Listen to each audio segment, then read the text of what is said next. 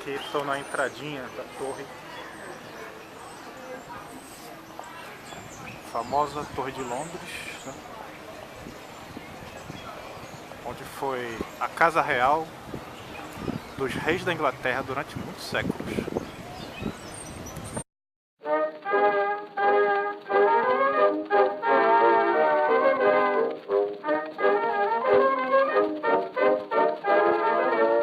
Esses animais, né?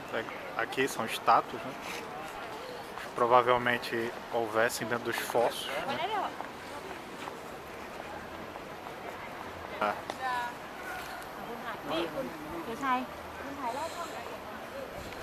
Estou indo para a fila do ingresso. Gente, há um Beefeater, gente. São os guardas reais da torre.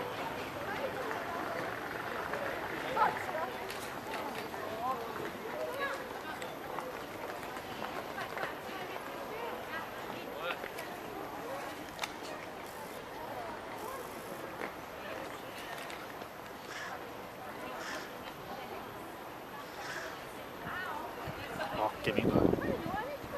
Legal, né? A veste.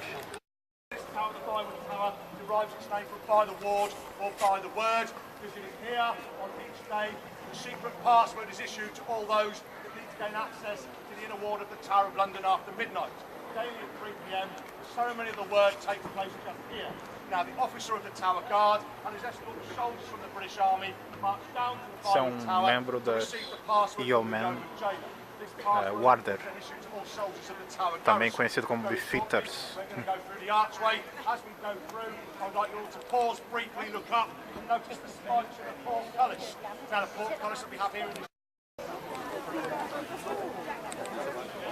Todo mundo indo, né? Ali tem patinação do gelo. Olha, gente, uma catapulta. Isso aqui mandava uma pedra a uma velocidade tremenda.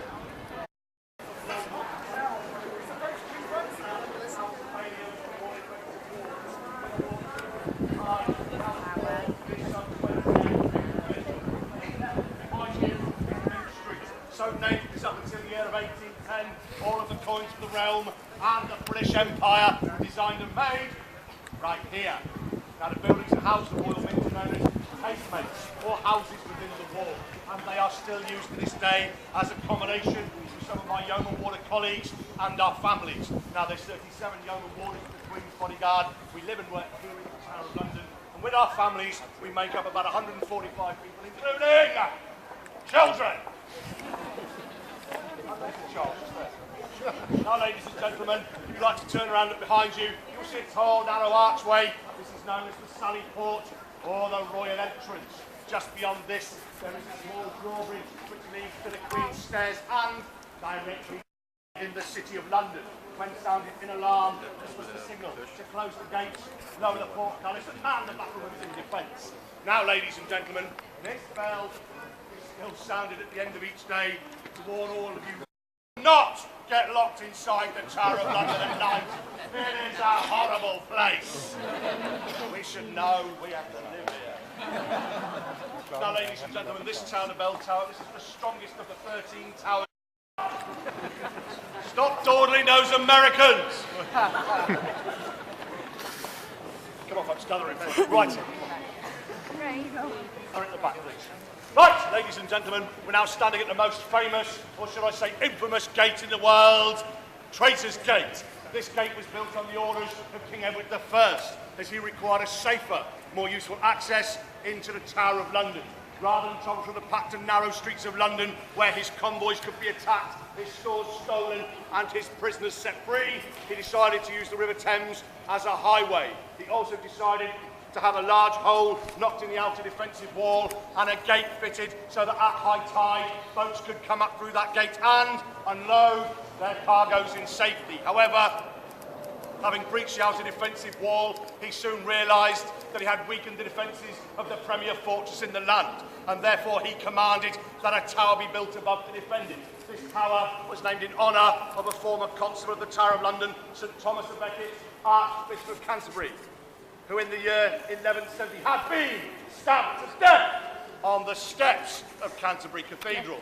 Now, ladies and gentlemen, this gate was originally known as the Watergate for obvious reasons.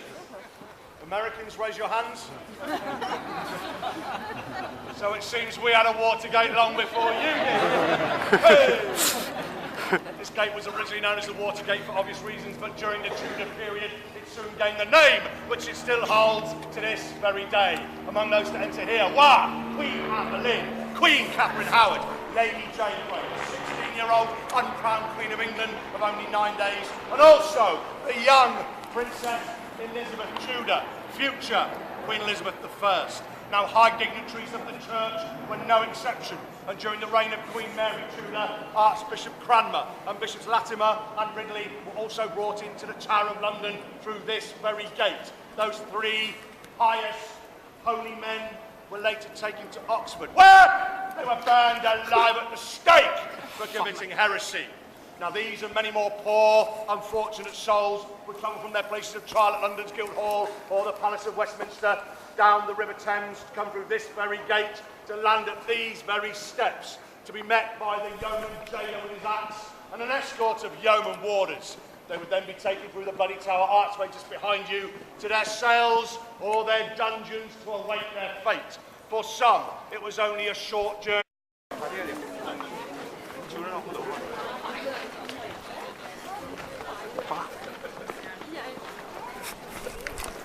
Vamos lá.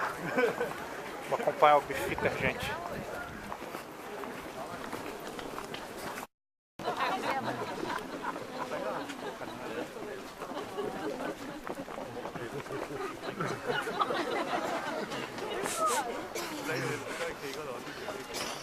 Come on, folks, get around. Get on the steps. Come on! Right, ladies and gentlemen, we're now standing in the inner ward of the Tower of London. In front of you is William the Conqueror's Norman Keep. This is known as the Great White Tower. This is the largest of the 20 towers that make up the Tower of London, and it is the original Tower of London. Now, work began here in the year 1078, and it took over 20 years to complete this tower under the direction of Gundulph of Beck, who was the Bishop of Rochester. The tower itself stands at over 90 feet tall, with walls 15 feet thick at the bottom, tapering to 11 feet thick at the top. On each corner, there is a tower. 3 are square, 1 is round. The round one is over on the other side, the south side, and it was the site of the first Royal Observatory before being moved away to Greenwich in the 17th century. Above each tower, you will see a crown of gold leaf, beneath which there is a weather vane which shows the Royal Standard. And this Royal Standard denotes that this is still Her Majesty's Royal Palace and Fortress, but no longer a royal residence. But ladies and gentlemen, do not lose sight of the fact that all our kings and queens lived here for over 500 years. Now, the royal family mainly lived on the upper floor. Beneath them was a banqueting hall, a council chamber, accommodation for the knights and their ladies, and also the chapel of St. John the Evangelist, with the servants and the soldiers mainly occupying the lower floor. But just below ground level, ladies and gentlemen, there was another floor which was mainly used for stores and provisions. But parts of this floor just here had a more sinister purpose, because it was here that the torture chamber and the dungeons were located, with the rack and the scavenger's daughter and other instruments of death and torture being used against their poor, unfortunate victims. This, ladies and gentlemen, was a dark and evil-smelling place, a bit like a teenager's bedroom. It was lit only by the candles of the torturers, with no sounds of the cries of anguish being heard outside of those thick walls. Today, you'll be pleased to know, it is a brightly lit place with little traces of its former use. But for the gentlemen amongst us today, gentlemen only, down there is still an association with torture. Because, gentlemen, down there, deep beneath the Great White Tower, deep underground, there is a gift shop! Which surely must be torture enough for any man. I've been married 3 times, fellas, I know all about it. Now, ladies and gentlemen, as I said earlier, all our kings and queens lived here for over 500 years. And very shortly, I'm going to show you where some of them tragically died. But our stay here would not be complete without mention of the Tower of London Ravens. Now, the ravens are members of the crow family.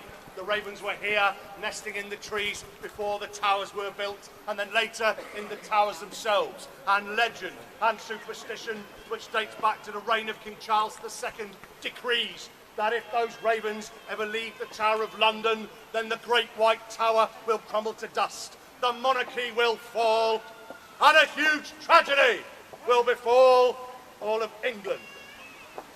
So to make sure none of those things happen, today we maintain an establishment of 6 ravens. These ravens are fed on a daily basis with a ration of fresh, healthy food. Look at the size of them.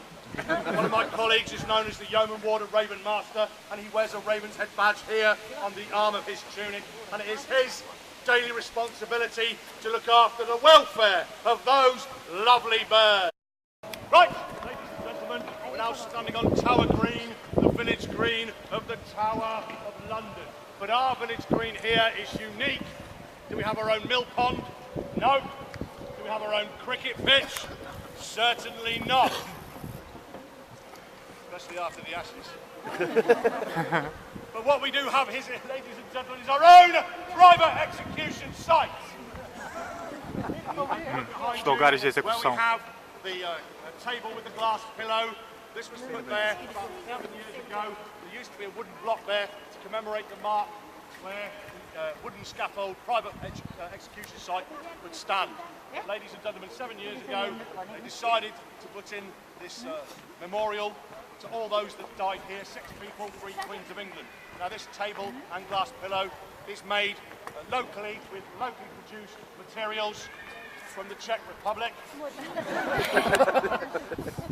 Shortly, I'm going to tell you about a couple of those executions, but before I do, I'm going to describe some of the buildings that surround us here on Tower Green. Now if you look down to the end of the left-hand corner, there is the square tower at the end, which is the Bloody Tower, which I mentioned earlier. To the right of this, there is a perfectly preserved Tudor residence. This is known as the Queen's House. It's called the Queen's House because it is the Queen's House. It was built as a wedding present for Queen Anne Boleyn. Unfortunately, she never got to stay in it because she had her head removed over here before it was finished. This house, it is believed at a very early period, Queen Catherine Howard, 5th wife of King Henry VIII, was imprisoned in here. Another very important prisoner to be held here in the Queen's House was a gentleman called William Penn. Even as a prisoner, William Penn compiled a controversial pamphlet called No Cross, No Crown. It was only released on condition that he leave this country, and this he did, crossing the Atlantic, where he established his famous Quaker colony, named Pennsylvania, named in honour of his father. But for the Americans amongst us today, be under no illusion, he was a criminal! Bless you. The last ever prison to be held here in the Queen's House was Rudolf Hess, deputy leader of Nazi Germany, who was held here for 3 nights in May of 1941. He was only moved to the countryside for his own safety to escape the bombing of his own air force, the German Luftwaffe, which inflicted heavy damage here at the Tower of London and indeed on the City of London itself. Moving further right still, behind you and to your right, you'll see the Beecham Tower. Inside is the old state prison room behind the tall arch window. Inside there are some notable inscriptions of prisoners waiting for execution, some of which date back over 450 years. Now folks, if you'd like to turn around and behind you, you will see the Chapel Royal of St Peter at Vincula, and this is where we would normally end our tour. Unfortunately, today being a Sunday, there's a service taking place at the chapel. So you'll be free later on to join another tour, or at 3:30 when the chapel will be open for you to visit. But all of the victims that were executed here and on Tower Hill have been laid to rest here in the Chapel Royal of St Peter at Vincula. And moving further round to the right, the large building with a large golden black clock in the centre, that is the Waterloo Barracks. It stands on the site of the old Grand Storehouse, which burned to the ground in the Great Fire of 1841. This building was erected in 1845, and originally it was a barracks for a garrison of over 1,000 of the Duke of Wellington soldiers. Today, ladies and gentlemen, it is the Jewel House. It houses the crown jewels and the royal regalia. It houses the crown jewels and the royal regalia, what we call here in the Tower of London, Her Majesty's Royal Bling. Don't tell her that's what we call it.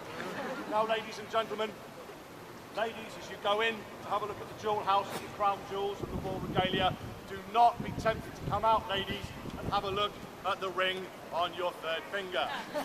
Do not look at the ring, have a look at the crown jewels, largest diamond in the world, look back at your finger, and then look at your partner in disgust. This is a non-violent area. Now, ladies and gentlemen, the entrance to the jewel house is underneath the large black and gold clock in the centre. The entrance to the jewel house is underneath the large gold and black clock in the centre. The entrance to the jewel house is underneath the large gold and black clock in the centre. Where is the entrance to the jewel house? Underneath the large gold and black clock in the centre. Do not ask me or any of my colleagues where is the entrance to the jewel house. Right, ladies and gentlemen, let's return your attention once again to the private execution site here on Tower Green. As I said earlier, only 6 people, 3 Queens of England, were executed just here. And do not get this private execution scaffold site confused with the public execution scaffold site, which I mentioned earlier on Tower Hill. Only 6 people, 3 Queens of England, were executed just here. Now, the first victim in 1536 was Queen Anne Boleyn, second wife of King Henry VIII. Now, as some of you might know, poor Anne was tried, convicted and executed on trumped-up false charges of incest, adultery and also witchcraft. And she was executed here at her own request, not with the axe, which she feared greatly, but in the French manner with a double-edged, double-handed sword. Her last words here on the scaffold were, "Lord God, have mercy on my pitiful soul." 5 years later, it was the turn of one Margaret Pole. She was the Countess of Salt. Now, this 70-year-old lady had committed no crimes. She's not even afforded the luxury of a trial. She was the mother of one Cardinal Reginald Pole, and it was the Cardinal that King Henry VIII wanted to get his hands on. But the Cardinal was safe in Rome, in Europe, preaching against the King. So if he could not get the son, yes, he would get the mother instead and have her executed in his place. This brave 70-year-old lady was the last of the Plantagenet family, and she refused, ladies and gentlemen, she refused to lay her head down on the wooden block, proudly declaring, "It is a place for traitors, and I am not such." She then jumped down off the wooden scaffold. She ran down towards the bloody tower and escaped. But the executioner, he jumped down after her. He ran after her. He caught up with her. And with the aid of an accomplice, they held her down and they hacked her to death in front of the Queen's house with 11 blows to the head and the body. No health and safety back then, just get the job done. The following year, ladies and gentlemen, the axe fell unusually here twice on the same day. This time the victims were Queen Catherine Howard, 5th wife of King Henry VIII, and also her lady-in-waiting. Now, as some of you might know, poor Catherine was executed for her associations with other men, both before and during her marriage to King Henry VIII, but it was to be her affair with one Thomas Culpeper, a gentleman of the court, which proved to be her undoing. And on the scaffold, she declared, "Although I die the Queen of England, I would rather die the wife and lover of Thomas Culpeper," aka Simon. Now, there followed, ladies and gentlemen, a bit of an awkward silence because Thomas Culpeper was standing in the middle of the crowd. Was it an admission of guilt? Was it an expression of love? We shall never know. But, ladies and gentlemen, what we do know is this. Immediately after Catherine's execution, the wooden block was washed down of all blood with fresh water, and the straw that lay atop the scaffold was replaced with fresh straw. And then Jane Boleyn, the Viscountess of Rochford, was then also executed. Her crime, ladies and gentlemen, although she had known of Catherine's adultery, she had neglected to inform the King. Now, it was to be 12 years later before the axe was to fall here again, this time onto the neck of the tragic, innocent 16-year-old uncrowned Queen of England of only 9 days, Lady Jane Grey. Now, following the death of her cousin, poor Jane was placed on the throne, declared Queen, where she ruled in the Great White Tower for only 9 days until the rightful heir to the throne, Mary Tudor, regained that throne by force of arms and with the support of Parliament. Jane and her husband, the 19-year-old Lord Guildford Dudley, were placed on trial at London's Guildhall, where they were found guilty of high treason. They were later returned to the Tower of London to await their fate.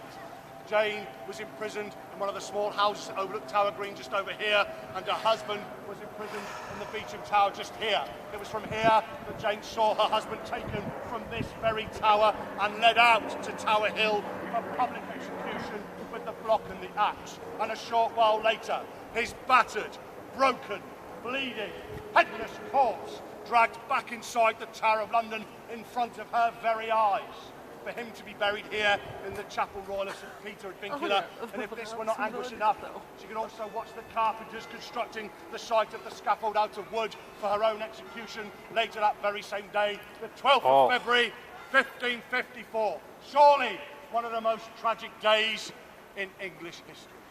Oh. Or maybe not then. Now, ladies and gentlemen, all of the victims that were executed here at the private execution scaffold site, and many of the victims executed out on Tower Hill, have been laid to rest here in the beautiful Chapel Royal of St Peter at Vincula. And as I said earlier, when we arrived on Tower Green, unfortunately, the chapel is closed for a Sunday service. However, if you join the end of another tour, or visit the Crown Jewels or the Great White Tower and then come back at 3:30, the chapel will be open for you to visit. Ladies and gentlemen, that's the end of my tour. I know you look sad, all of you. But before I go, I hope you've enjoyed the tour. I hope you've all learned at least one thing that you didn't know before you came here to the Tower of London. If you've got any further questions, ask me after the tour or any one of my not-so-handsome colleagues. Ladies and gentlemen, just one thing before you go. I'd just like to say it's been a pleasure. I hope you enjoy the rest of your day. Now, my little boy Alfie, he's aged 10. He lives down in the West Country of England with his mum. And every day that I do a guided tour, Alfie phones me up at night and he says, "Dad, did you do a guided tour today with the members of the public?" And I said, "Yes, Alf, I did." He said, "Daddy, did they clap and cheer at the end of the tour?" And I say, "Alfie, do you know what, mate? They didn't today." And on the phone... Enjoy your day. Thank you. Thank you very much. Yeah? Hello, fellow, you all right? There you go.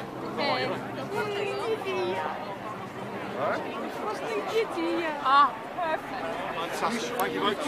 God bless, man. Bye-bye. Hello. Thank you. Have a great day. Thank you. Sorry to keep you. Hello there. Where are you from? France. Bonjour. Ça va? Oui, c'est bon.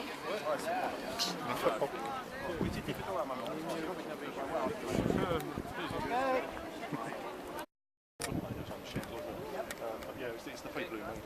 All right, sir. Do you have some word to Brazil? Hello, Brazil. Come and see us at the Tower of London. Okay, thank you.